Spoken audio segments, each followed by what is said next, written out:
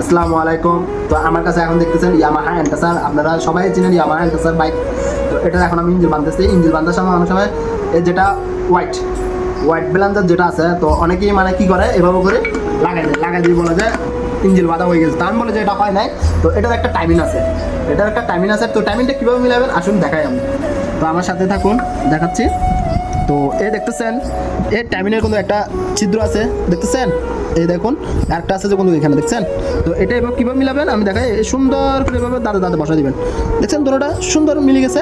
তো এভাবে যখন দাঁতে মিলাবেন আপনার হোয়াইটটা সুন্দরভাবে সেটিং হয়ে গেছে। আর যদি এটা যদি এক দাঁত চুল পরিমাণ দাঁত একটা যদি বেশ কম হয়, তাহলে আপনার গাড়ি ভাইব্রেশন করবে, আপনার গাড়ি গিয়ার দিলে লাফাবে, তো অনেক ধরনের সমস্যা দিবে, সাউন্ড খারাপ হবে।